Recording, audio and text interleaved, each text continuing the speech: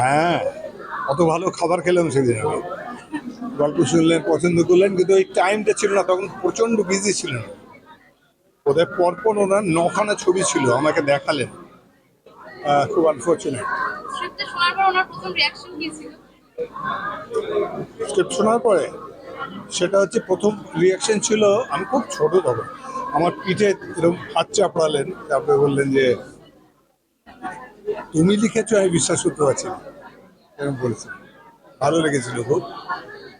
আর last ডেটাও খুব important. আমি আমি তখন ছবি করছি উমানাথ ভট্টাচার্যের সঙ্গে মিতালি ফিল্মসের জন্য, অমরনাথের।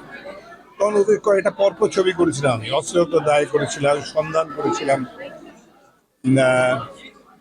পাপপুণ্য করেছিলাম, পাপপুণ্য পাপপুণ্য আরেকটা ছবি ওরকমই। সেটাতে মহুয়া ছিল আমার সঙ্গে।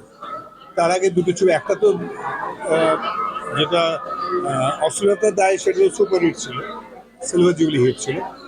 তার আগে ছবির সন্ধান খুব নাম হয়েছিল, আমি জার্নালিস্ট করেছিলাম। এই পিরিয়ডের ছবির লাস্ট ছবি যখন করছি আমরা, প্রেমোপাপের সন্ধ্যেবেলা আমাদের স্ক্রিপ্ট রিডিং হতো। তখন তো জাস্ট নতুন এসছে, আমি কয়েকটা ছবি করেছি। তো টেকনিশিয়ান স্টুডিও, আগের টেকনিশিয়ান স্টুডিওতে ওই গাছ ফাছ আছে, বৃষ্টি হয়েছে, জল জমে গেছে, তো আমরা ওই স্টুডিও ফ্লোরটা থেকে ইট পেতে পেতে এসে মেকআপ রুমটা ঢুকতাম।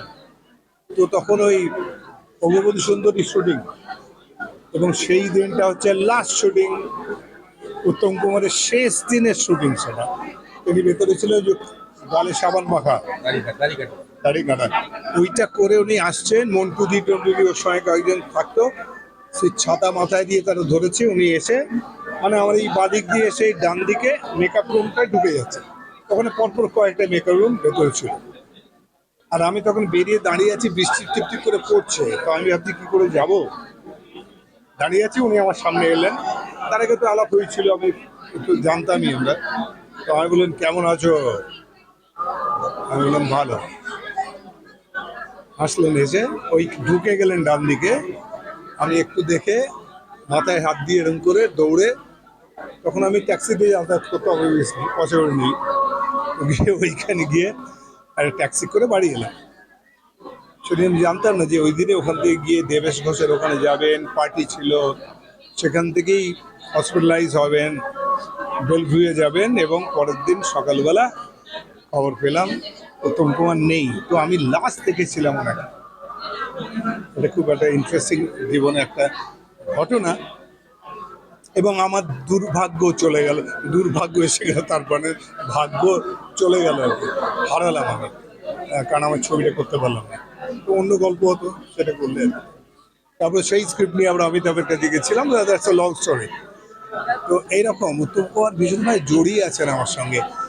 আর আমি এখনো মাঝে মাঝে, জানি না তোমাদের হয় কিনা, মানে যে কোনো একটা, এই দেখতে দেখতে, রিল দেখতে দেখতে, কিছু করতে করতে, এর উপরে হঠাৎ করে উত্তম কুমারের ছবি আছে, আমি আটকে যাই। রিলে যে 1 মিনিট 2 মিনিট নিতে হয়, আমি উত্তম কুমারের মুখটার উপরে 1 মিনিট 2 মিনিট নিয়ে নিই। এখনো অবাক হয়ে দেখি মানুষটাকে, এত সুন্দর মুখ আমি দেখিনি।